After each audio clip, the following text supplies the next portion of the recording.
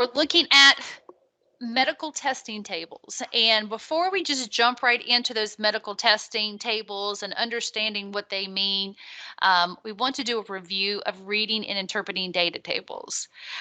You have been using data tables this semester already when we, for example, last unit when we looked at budget flow and cash flow with our budgets, that was an example of a data table. I have some more examples here, and so let's take a look at this first example. We have a data table that displays the movie theater candy that was sold at the East Hills Theater last week. So there were 3 days where there was data collected of the types of candy that was sold on a particular day. Now, the thing about data tables, just like the way Excel works, we have our columns that run top down. So each one of these are columns. So like we have the Friday column, Saturday column, Sunday column. And then we have rows that run from the left to the right. In this case here, the data in our rows are the individual candies that were sold. And you'll notice that the amounts are separated out per day. So the other thing that we have are going to be the sum of each of the rows and also the sums of the columns. So what I would like for you to do is practice calculating the sum. And notice that you also have a overall sum, and this would be the total number of candies that were actually recorded or sold over that 3-day period. So how do we do that? We're going to do that by using the sum function. So we type in sum, and we're just going to highlight those 3 cells. And we have 76 as our overall sum for the number of snow caps that were sold over those 3 days. I'm just going to copy my Excel formulas down by grabbing that corner. I'm going to do the same thing for my rows here and my column of Friday. And I'm going to copy that over. And then I'm going to sum up one of my columns to get a total. Now, I could have also gone horizontally here, and if you would like, it's probably a good practice to also calculate from the left and make sure that these 2 numbers match, and in fact it does. So we have the total amount of candies that were sold over that 3 days is 1,286. Now, the device I'm on right now, I don't have access to the chat as I'm talking. So if you have a question, just feel free to unmute yourself and to get my attention. I'll be happy to answer your question.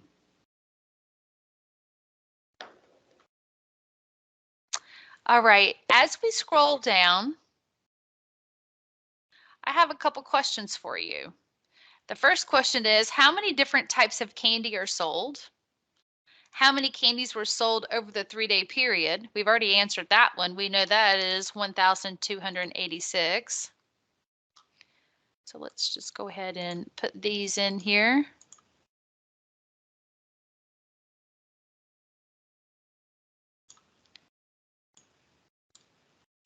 Which candy had the most total sales? Which day had the least number of candy sales? How many Sour Patch Kids were sold on Saturday? And which day sold the most Skittles? So we have various different questions. All can be answered by using our table up above. So the first question is, how many different types of candies are sold?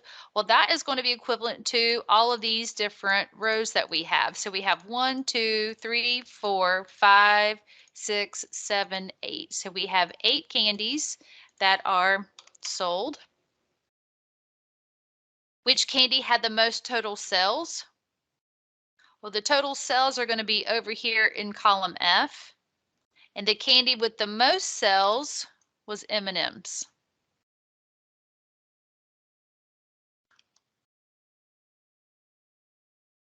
Which day had the least number of candy sales?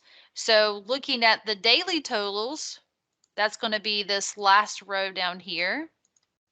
So the ones with the least day was Sunday at 408.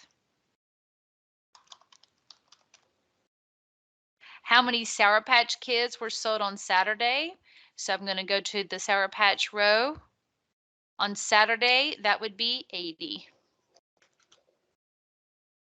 In which day sold the most Skittles? So looking at our Skittles total, that's going to be Friday.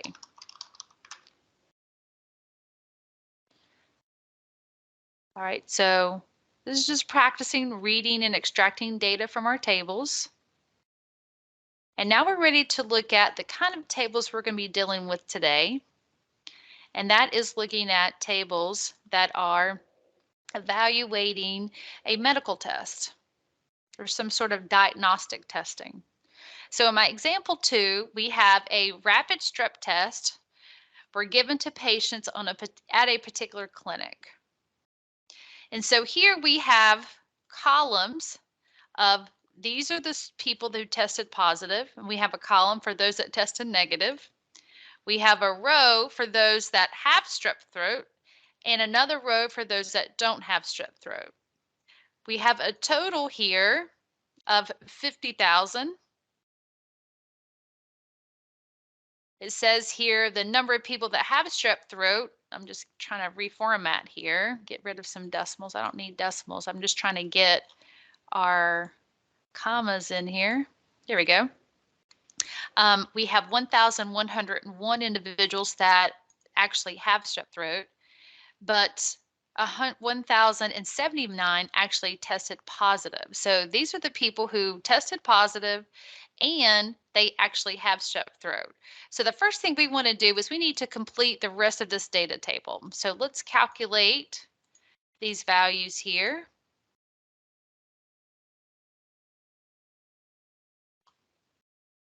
So we can calculate this one by taking the 50,000 and subtract off the 1,101.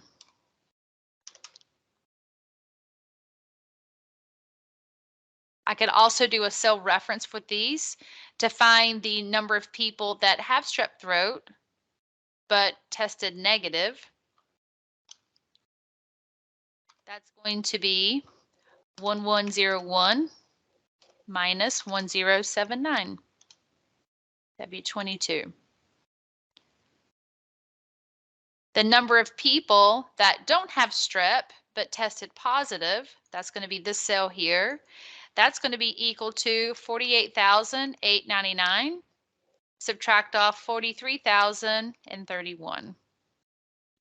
And then for my total, I can just sum up my column here, sum up my column here. And I'm going to double check. I'm going to highlight these values here and make sure they actually add up to 50,000, and they do. So now I've got my table complete.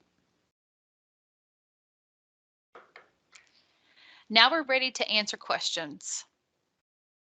Ms. Klein, I have a question. Yes.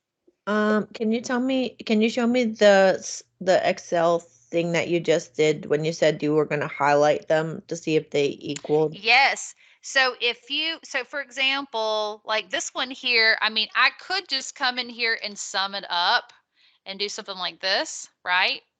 But you can also, Excel has built in, like if you just highlight 2 cells, if you go down to the bottom, you can see where it says average, count, sum. Oh, that's fantastic. Thank Yeah, you. it is. And so that's a quick way for you to check totals to make sure they're actually adding up to what they're supposed to be. So like if I were checking these two, I highlighted those, it says 1,101 and that matches my total there. So that's a nice little thing. So that's a good question. Yep. All right, so how many patients were given a rapid strep test? That's going to be 50,000. Again, I'm going to have to reformat these. Let's just increase our font here. Blue, there we go. So we had a total of 50,000 people that were given the strep test. How many patients do not have strep throat? So the ones that don't have strep throat are right here. So that's a total of 48,899 that don't have strep. How many patients tested positive for strep? Well, that's going to be this first column here, and the total number that tested positive is 6,947. How many patients received a positive test even though they don't have strep? So they don't have strep and they received a positive test. So that's going to be this amount here, which is 5,868. How many patients received a negative test? So we're looking at this one, even though they have strep throat. So negative test, but they have it, that will be this amount here. So that answer is 22. How many patients without strep? So again, we're going back to this row here, received a negative test result. So I don't have strep and received a negative test result. That is 43,053. That is not 43,031.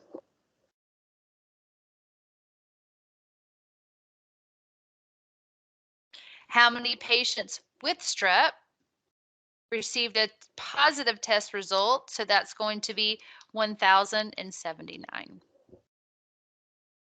Does anyone have any questions about those values? Will we ever be asked to give the percentage of, let's say like, um, what's the percent that received a positive test despite not having strep throat? Yes, we will. And that's actually where we're going to be going next on the next tab. Okay, okay, I'm sorry about that. No, that's okay. That's good because that's where we're headed next. Does anybody else have any questions?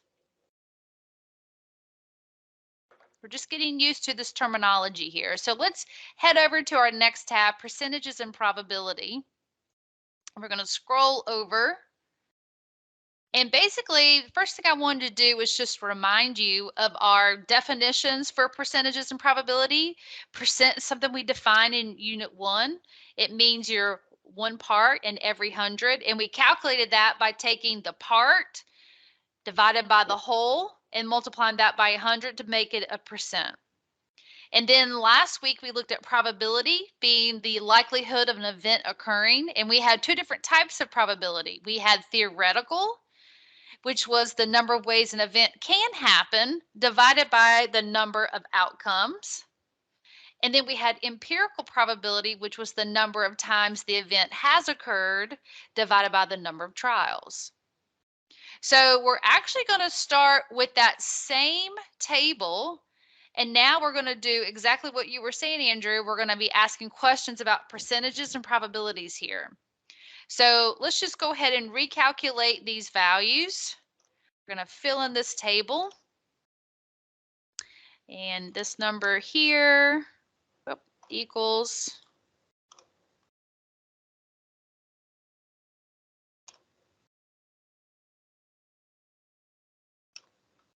I could just copy the values from the other side. But I can also just recalculate them. Since we have Excel, that's pretty easy to do. All right, so here's our data table. So here are our questions. What percent of the patients have strep throat? So I'm actually going to write out what numbers I'm going to be using for my division, and then I'm going to calculate it over here. So what percentage of patients have strep throat?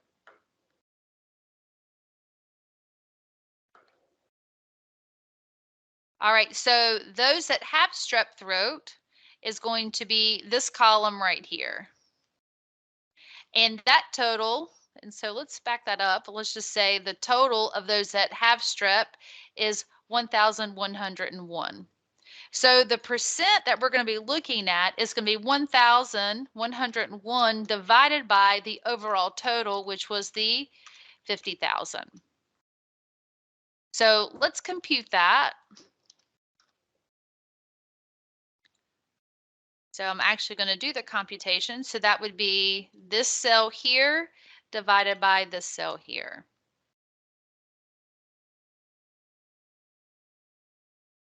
And so now I want this as a percentage, so I'm going to reformat it. And our percentages should be rounded to 2 decimal places.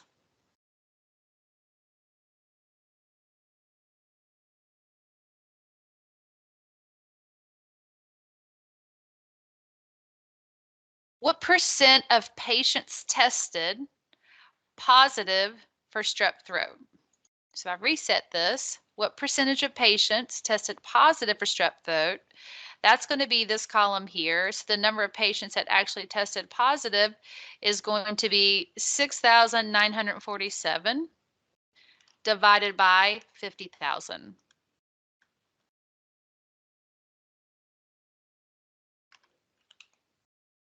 So that's going to be 6,947 divided by 50.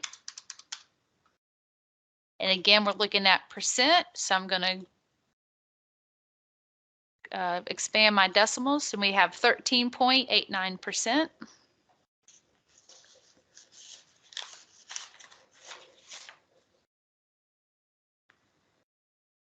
What's the probability that a patient with strep throat will test positive? So we're going to reset my colors over here. So we're looking at the probability that a patient with strep throat. So we're looking at this row here. So let's focus on this row. And what's the probability that patient actually tested positive? So within that, we're focusing on the positive test case. By the way, we call this a true positive because we tested positive and we have it. So this is called a true positive right here. So this is going to be 1,079 divided by 1,101. Notice that my denominator changed because I'm only focused on those that have strep throat. So this is going to be equal to 1,079 divided by 1,101. And since we're looking at probability, I'm just going to leave it as a decimal and I'm going to round that to 4 decimal places.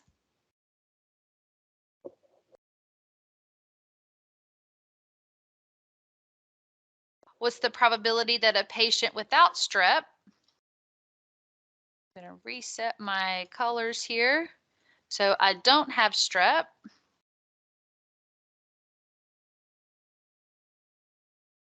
Will test positive.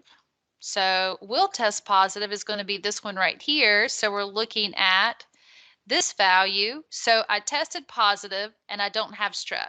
What's the probability of me not having strep and testing positive? That's going to be 5,868 divided by 48,899.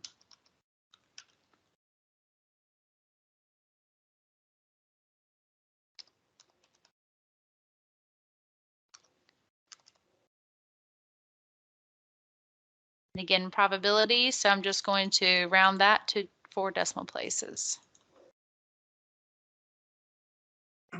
And why wouldn't we multiply those numbers by 100? So like So, you can display probability as a percent.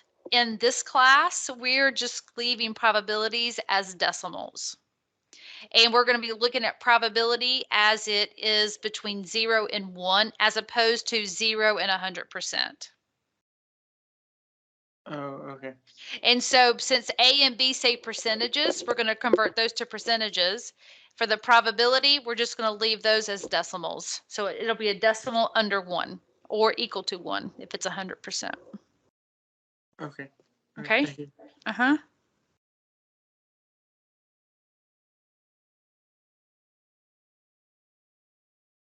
What percentage, and part of my sentence got cut off here. It says, what percentage of those individuals without strep throat, so I'm still staying within this row right here, will test negative? So those without strep that test negative is going to be the 43,000. So this is going to be 43,031 divided by 48,899. So we can calculate that. 43031 divided by 48899. And this is a percent, so I'm going to convert that to a percent. So we end up with 88%. Just doing calculations here. We're going to talk more about what these values mean when we get into the medical testing part. And what percent of patients with strep throat, so I'm going back to this one up here.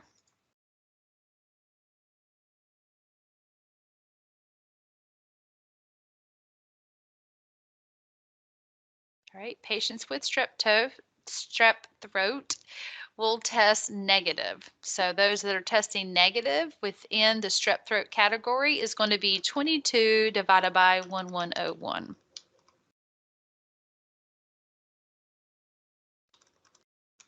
And they want a percent. So let me convert that to a percent. And that gives us 2%. So it looks like from this test right here, the percentage of patients with strep throat will test negative is very rare. Only 2% of that population would actually test negative when they actually have strep throat.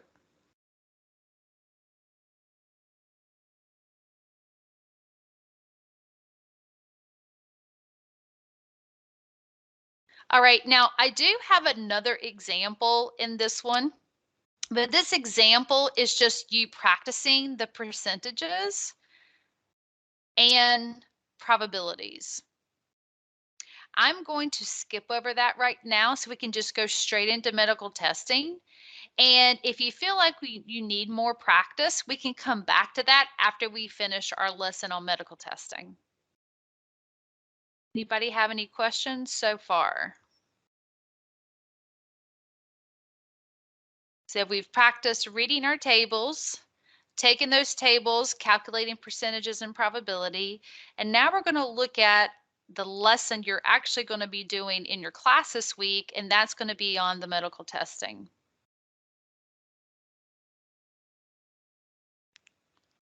So in medical testing, doctors make decisions regarding medical treatment, and they rely on those diagnostic tests. And there are 4 possible outcomes that can occur when you are given a test. So going into the test, you either have it or you don't. And then when you get tested, you either going to test positive for it or you're not. So our 4 outcomes are going to fall right here in the middle. We call this first one where you have the condition and you test positive. This is going to be denoted as a true positive.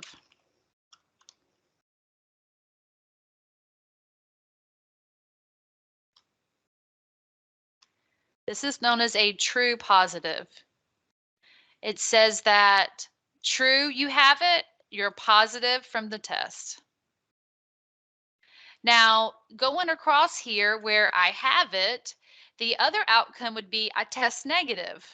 Well, if I test negative, but I actually have it, then that's considered to be a false negative. I tested negative, but that's wrong. So we call that a false negative.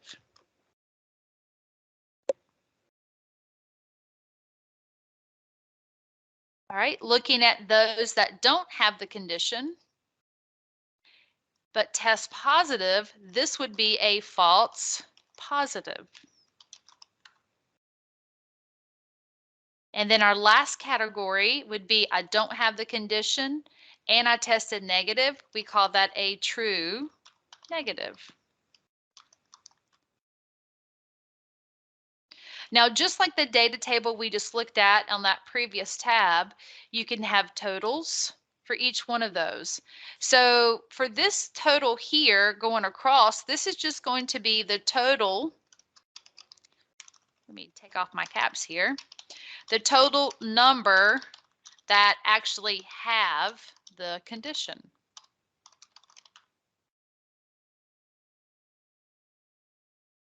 The second row is going to be the total number that do not have the condition.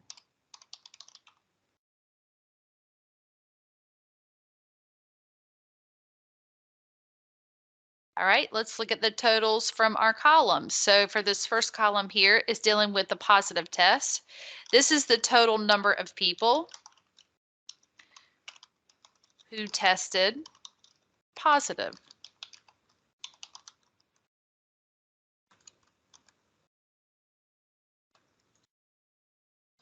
And this next one is going to be those that tested negative. And then our final total is going to be the total number of people tested. It would be our final total out of everyone. Now, you will see for some people, I was just having some tutoring at the ILC. Some people were asking questions about the homework.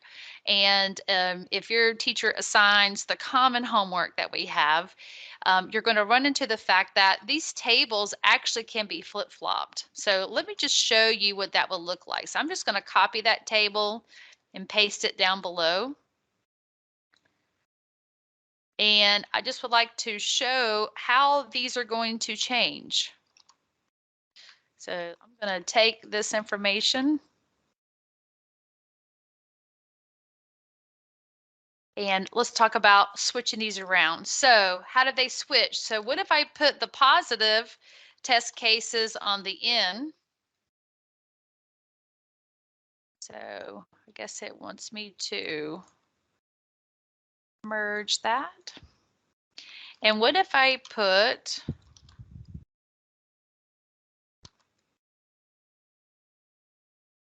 unmerge this one here? Just break this out like so. Bear with me as I try to format. All right, so you'll notice that I have those who have the condition is now written as a column, don't is a column, and testing positive is now a row. So things got switched around. So my true positive is still going to remain here. I tested positive and I have the condition. My true negative is also going to remain here. So these two did not switch places. But what is going to switch places is going to be the false negative, because my negative test is now below, so that's going to be down here. My false positive is now going to be up here, and it's barking at me because they're not the same. Not the same size.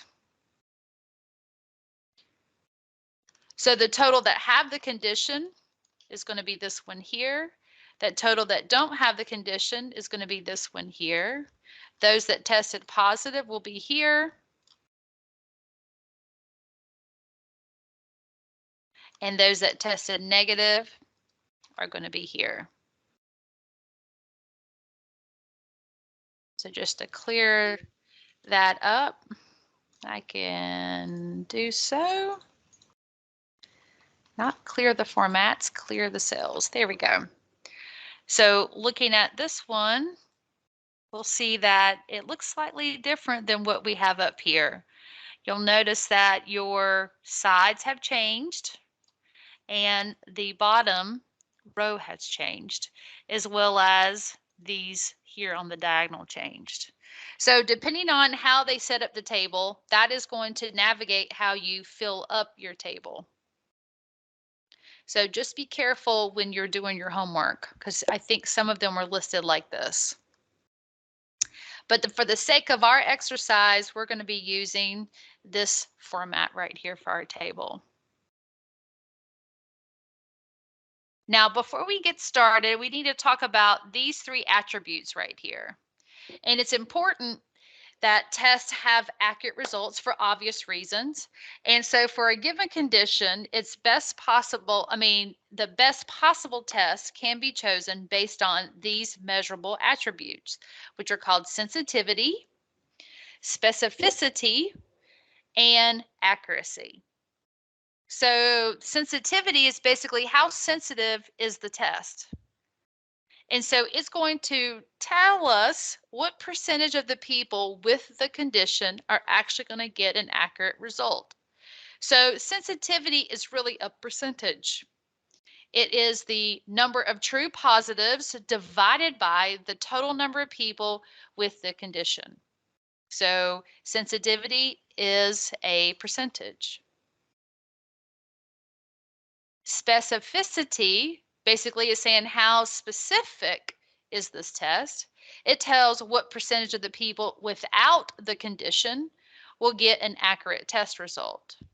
And so again, this is also a percentage, and it measures the number of true negatives divided by the total number of people without the condition.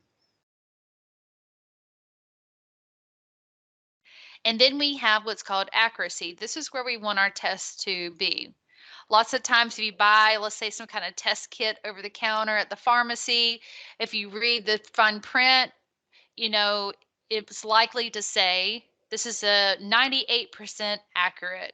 What they mean is accuracy comes from when our sensitivity and our specificity are equal to each other. So when they are the same, then we have what we call an accurate test. Any questions about these three definitions?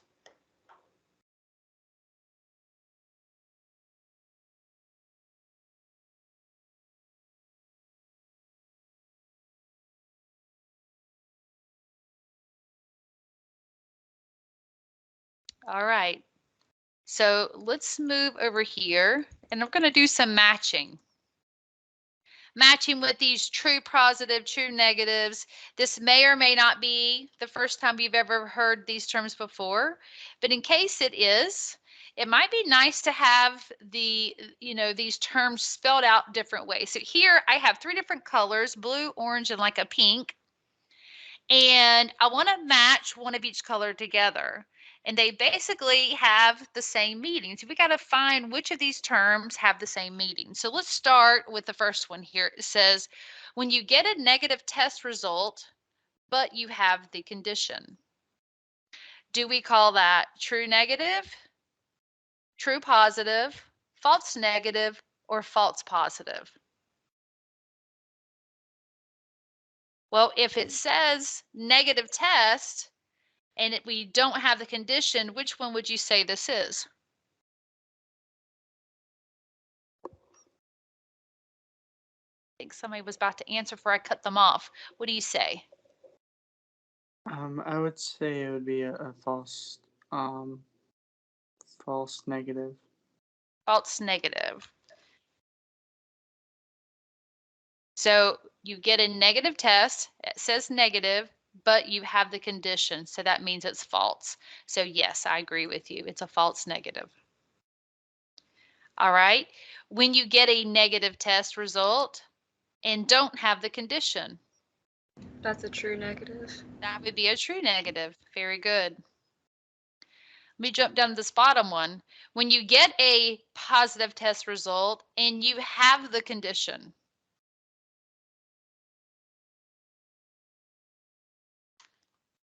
you It's a got, true positive. yes, that's a true positive. And when you get a positive test result but don't have the condition is called a false positive. All right, so now we're going to read it another way. A medical test correctly gave you a negative result. Would that be true negative? Yes, that's going to be a true negative. A medical test incorrectly gave you a positive result. False positive. False positive. A medical test incorrectly gave you a negative result. False negative. False negative. Good. And then our last one, the only one left, is going to be a medical test correctly gave you a positive result. So that would be our true positives. So all three of these, we have equivalent statements, three different ways of saying the same thing. All right, so now let's practice with the sensitivity and specificity. So in example number 6, it says, if a certain medical test has a sensitivity of 90%, how many true positives should we expect from 6,400 people with that condition? So how we calculate the true positives is going to be equal to your sensitivity percent times the number of people with the condition. I'm sorry, the font is so small. Let's see if I can get it to merge and wrap. There we go. So the number of true positives here, we're going to take our 90% and we're going to multiply that by 6,400.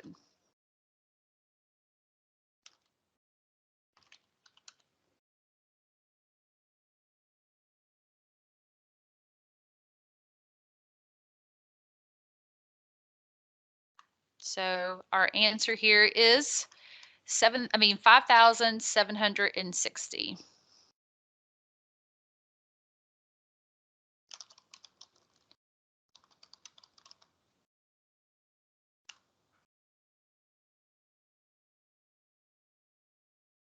In example number 7, it says if a certain medical test has a specificity of 98%, how many true negatives should we expect from 90,500 people without the condition? So I'm just going to copy this formula over here and I'm going to change it to fit this particular definition. So if we're dealing with specificity, we're dealing with the true negatives. And that's going to be the specificity percent multiplied times the number of people without the condition. So in this case here, we're going to have 98% multiplied by 90,500.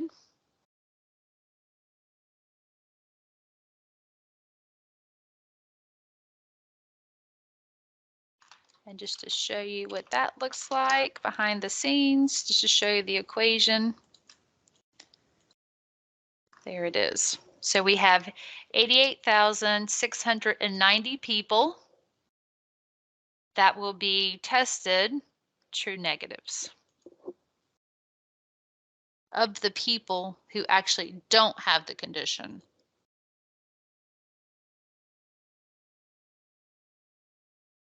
So specificity is going to help us determine the number of true negatives, where sensitivity is going to help us determine the number of true positives.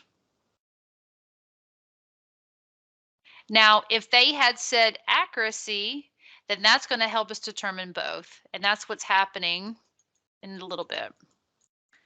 We'll have a problem like number 9 to do that. So let's take a look at example 8. It says here we're going to use that same table with the strep test. Probably have these numbers memorized by now. But we have our 1100 minus the 1079. We have our 50,000 minus that. We have our total minus that, our sum, and then I'm just going to copy that over. All right, so putting our data back together, they want us to compute the sensitivity and specificity of this rapid test. So we're going about this in the opposite direction. So how do I calculate it if I'm given all these data points? Well, to calculate sensitivity, we're going to take the true positives and we're going to divide it by, I'm just going to use some formatting here just to make it look like division. We're going to divide that by the number or the total of people with strep.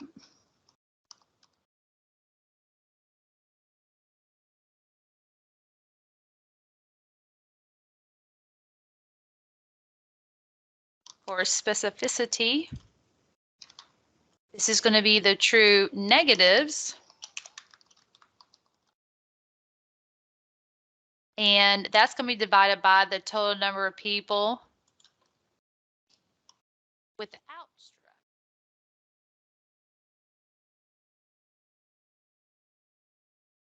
So let's calculate our sensitivity. So our sensitivity is going to be true positives divided by the total number of people with strep. And we're going to convert that into a percent.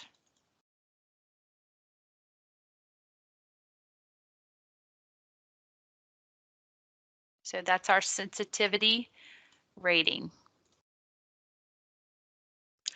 Our specificity is going to be our true negative divided by the number of people that don't have strep.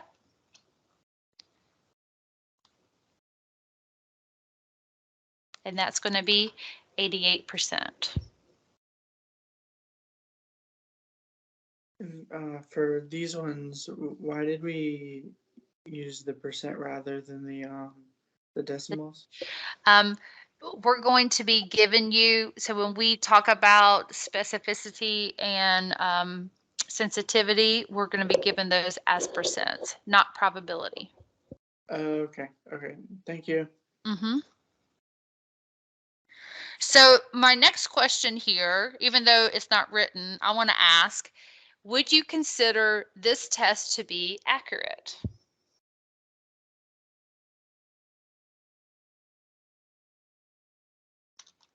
Is this test accurate? What do you say?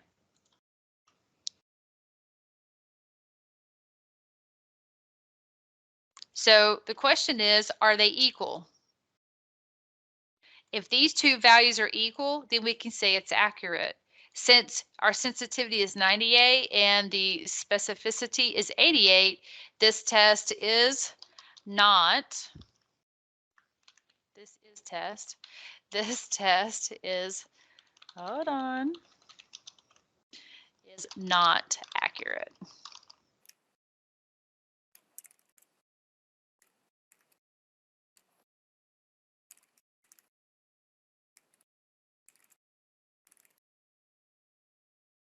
So if those two were the same, that means the test is accurate? That's correct. Okay, thank you. Yep.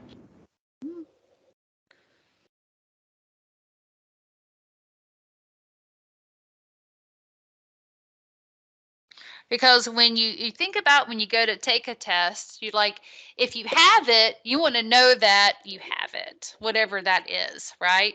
If I don't have it and I take the test, I want it to say I don't have it. That's where the word accuracy comes from when it comes to medical testing. And so we want some consistency between those two measures.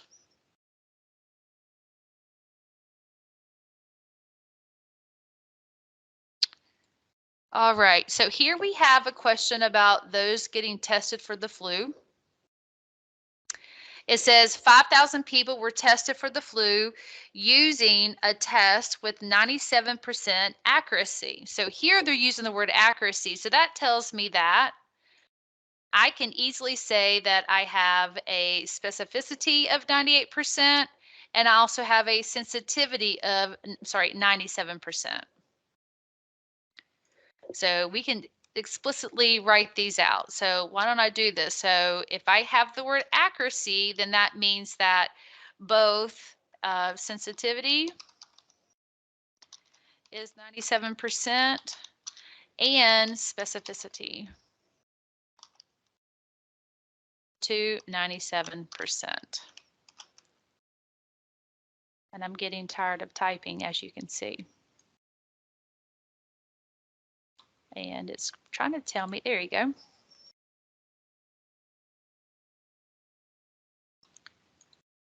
All right, it says complete the table that describes the scenario. So that would be scenario above, and the fact that about 18% of the population gets the flu each year. I mean, they've told us that we have 5,000 people that are getting tested.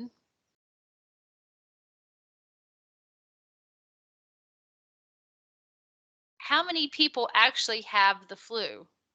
Well, that's going to come from this line here where it says about 18% of the population actually is going to test positive for the flu. So we can calculate that by taking 18% and multiplying it by the 5,000. So that says we have 900 people that actually have the flu.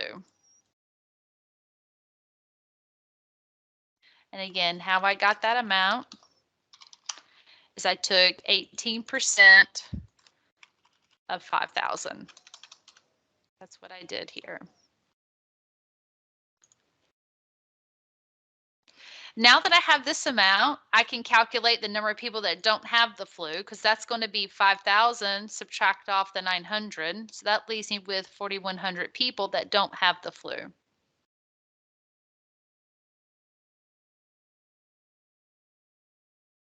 Now we're ready to calculate our true positives and our true negatives using our sensitivity and specificity. So this is going to be 97% of the 900. And this one's going to be 97% of the 4,100. And we just need to do those calculations. So I'm just going to go in here and put my equals, show you the totals for each one of those. So we have 873 people who have the flu and tested positive for the flu. Out of the 900 people that have the flu, so those that test negative are going to be 900 minus the 873. So that leaves you 27 people that tested negative even though they have the flu. Which is why if you have the symptoms, even though you test negative, you probably have it. It's just you have a faulty test. Depending on what it is, again. In terms of COVID, that's why we said if you have symptoms, you stay home, right? Because there are plenty of tests that showed negative when you could have had it. Miss Klein, can you show those two? These here? Yeah. Can you just show those one more time? Yep. So let me do.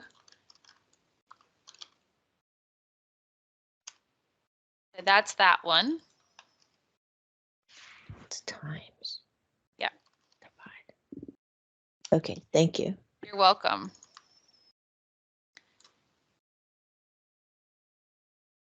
And that just kind of shows you what's behind the scenes.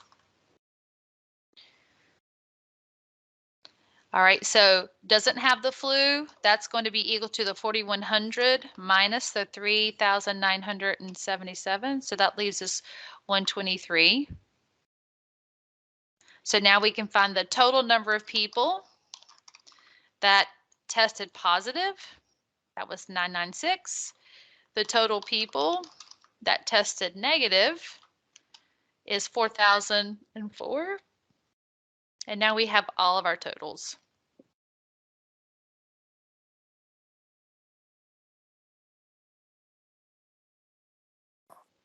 Now we're ready to answer some questions. What percentage of patients do not have the flu?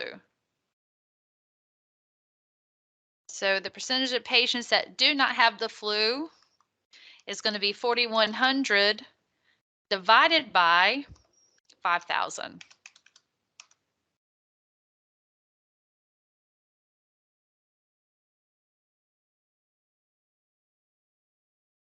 So we can calculate that amount, 4,100 divided by 5,000.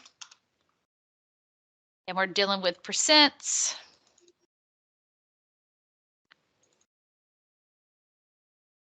So we're dealing with 82% here.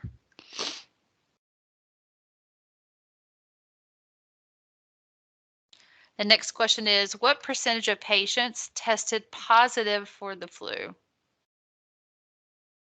So those that tested positive is 996, and that's divided by the total, which is 5,000.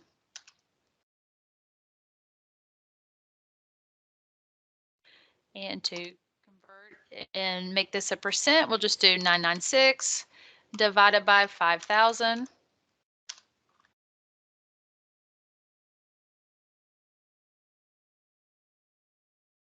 And then we're going to convert that into a percentage. Go ahead and work the rest of these. I'm going to pause for just a second as you work those. All right. What did you get for the probability that a patient without the flu will test positive? Yes, I can hear you. I Okay. just don't know the answer. Just making sure. So what's the probability that a patient without the flu will test positive? So let's take a look at that. Patient without the flu is going to be this whole row right here. What's the probability that a patient without the flu tests positive? We're looking at that number 123. So this is 123 divided by 4,100.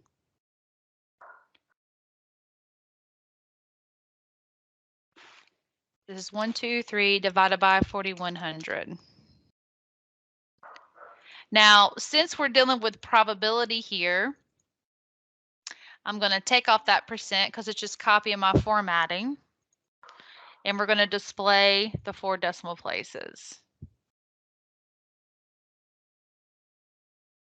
So, Miss Klein, this one, so this, does all probability only have to do with that, like one specific line, or will it sometimes have to do with the total as well? Sometimes it does have to do with the total. So how you determine is by reading what they tell you. So for example, up above, I could have said, you know, what's the probability that the patients tested will have the flu? If this data set was representative of an entire data set, we could answer that in terms of probability. Probability is trying to predict what the future will look like. Percentage is actually what has happened, right? And so we use the word probability when we're trying to make a prediction. So what's the probability that a patient without the flu will test positive? So what we want to do is focus in on just that line of data. Well, let's just look at those that don't have the flu. So that's 4,100. And how many of those actually tested positive? Well, that was 123 out of 4,100. Let's look at the next one. It says, what's the probability that someone who received a negative test, so negative test, now we're looking at this column. What's the probability that someone who received a negative test actually has the flu? So we're going to focus on the 27 out of all of those that have a negative test result. So that's 27 out of 20. Oh my goodness. 27 divided by 4,004.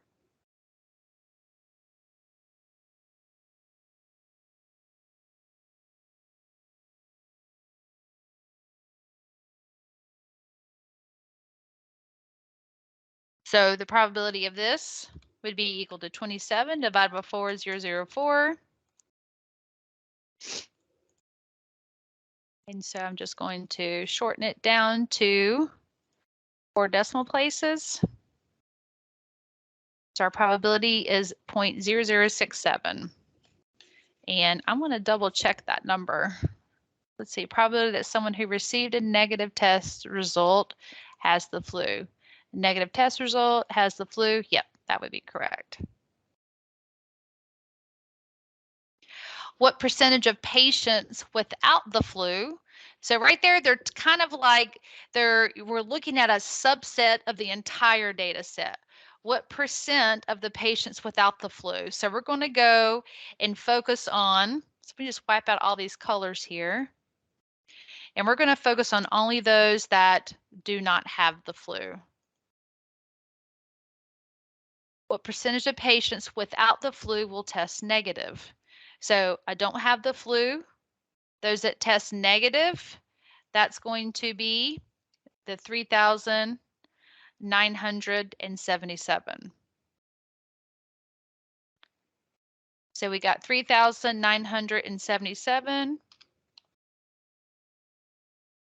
divided by 400.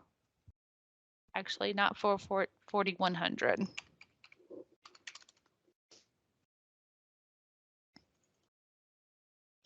And this one's a percent. So we're going to take this one and then we're going to convert that over to a percent, exposing 2 decimal places. So this one is 97% of the patients without the flu are going to test negative. And that makes sense. If I don't have the flu and I test negative, what is that? That's called a true what? Negative. Exactly. And it says it's 97%. Of course it is, because that's what we said it was going to be, right? That's specificity. 97%. So that's not a surprise that that's 97%. What percentage of patients with the flu will test negative? So now I'm going to this row. I'm looking at those with the flu. I guess I can just look at the white here with the flu. And they tested negative. So testing negative is going to be this amount here. So that's 27 out of 900.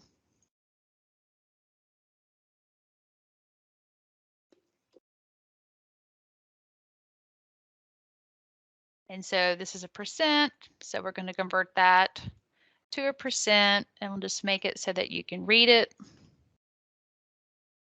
And this last question says, what percentage of patients received a false positive?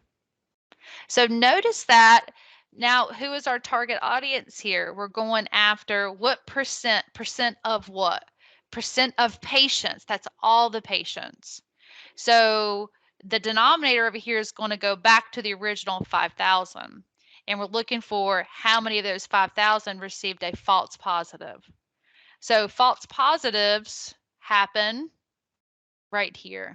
I have a positive test result, but I don't have it. So that'd be 123 divided by 5,000.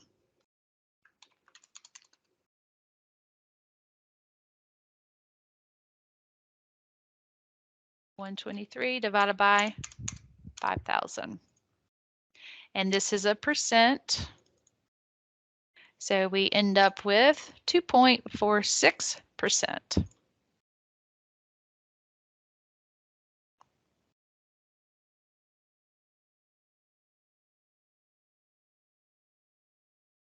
Are there any questions about these questions? And I've tried to give you lots of different examples here because I know when you go to do your homework and homework is, Desmond's assignments, they're going to give you variations of these types of questions.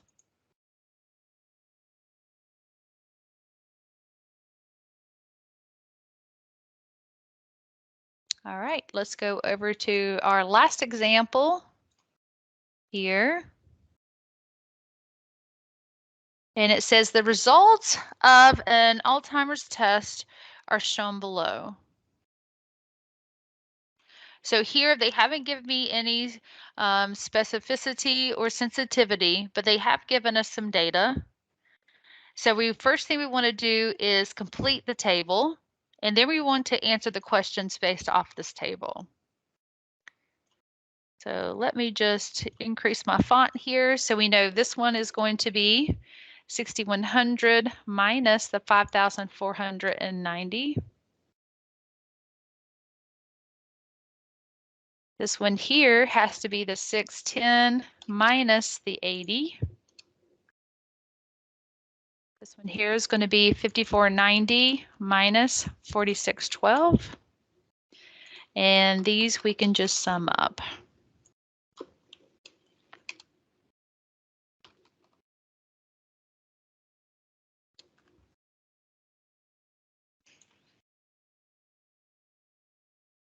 Could So, you show? mhm, Could you show how you got the 610 again? mhm. So how I got the 610 is by taking this here and subtracting off that.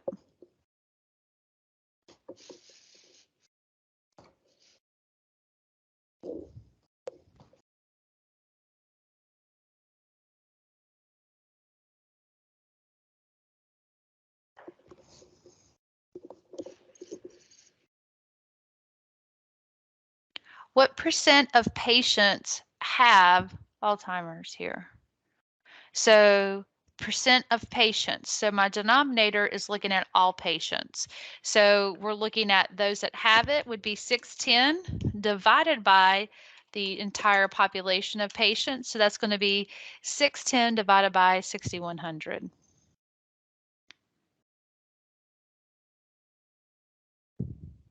Let me go ahead and make my font here 16 for all of these, so I don't have to keep doing that. To find my percentage would be 610 divided by 6,100. And let's turn that into a percent. So that's 10%. What percentage of patients test positive? So again, our denominator is going to be all patients. Those that test positive is 1408 divided by 6,100. So that is equal to 1408 divided by 6,100 percentage. So I'm going to convert that over.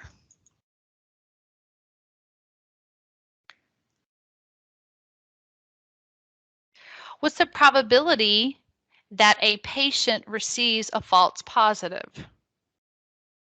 So a false positive is going to be right here where we have tested positive, but we don't have it.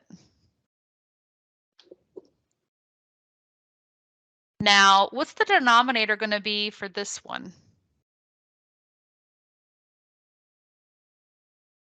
Would it be 5490?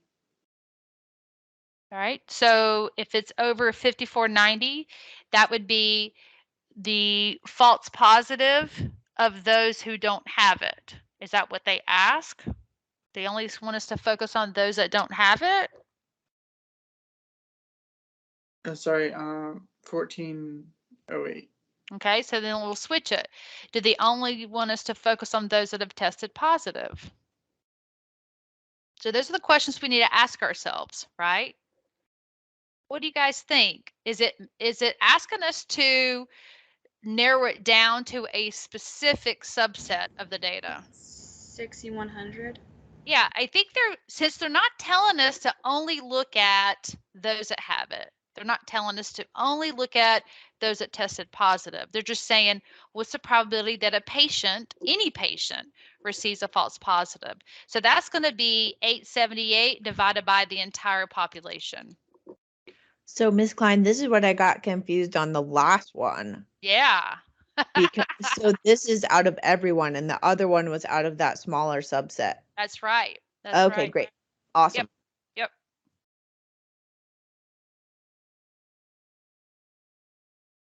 All right, D, what's the probability that a patient, what kind of patient? Any patient.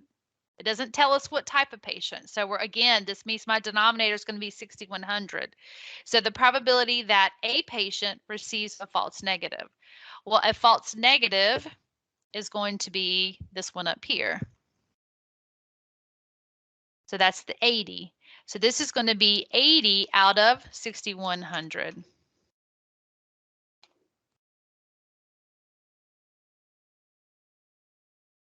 And we're dealing with probability, so I'm going to leave my decimal to 4 decimal places. Would you consider this test to be accurate? And explain your answer. So in order to answer that, we need to find the sensitivity, and we need to find the specificity.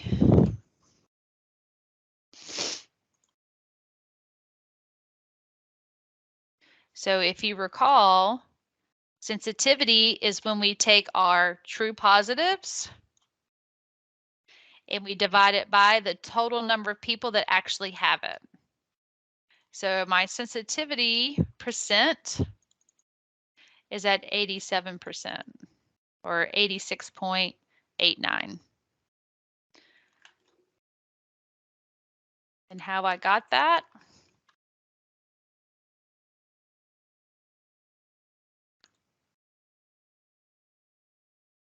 Is I pulled the data from the table. So that'd be 80 over 610. I can write that 80 over 610. The specificity is going to be the true negatives. Actually, that's not right. Hold on. What did I just do? No, that should say 530. Sorry about that. It's okay to tell me I mess up because I do plenty of that. So we got 530 over 610. So that should be right now. Okay. All right. The specificity is going to be the true negatives. And highlight. That's what's messing me up. My true negatives is 4612. And that's being divided by its denominator, which is the total people that don't have it, which is 5490.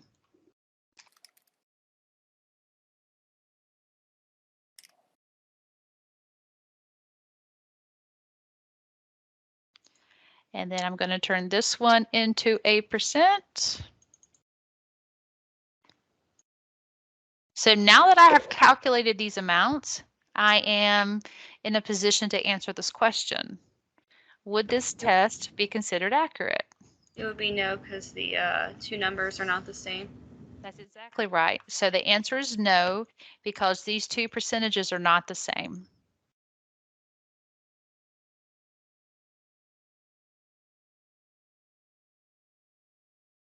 So basically what this is telling me that if the sensitivity is higher, so if I have Alzheimer's, it's more likely to tell me I have it, as opposed to if I didn't have it and it telling me that I didn't have it. Let that sink in. It's like a double negative, right? We have a negative test result and we don't have it. So we're less likely to get that result correct as we were to get it correct if we had it. These are the examples that I have prepared for today's boot camp. Oh, sorry, my puppy decided to start barking. So hopefully this had enough examples here for these particular tables to help give you some. Rufus, do you want to say hello? I think he's doing it. Do I have any questions?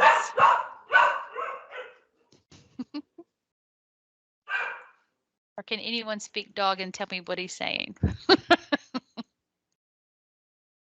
I just know that my dog she's on the couch and she's like, "What? Who is that?" Exactly. So, because people are coming home from work and they're starting to walk, and he can see them, and so he's letting me know, "Hey, mom, it's time to go for a walk," but not today, buddy. It's not happening today. All right, I'm going to stop recording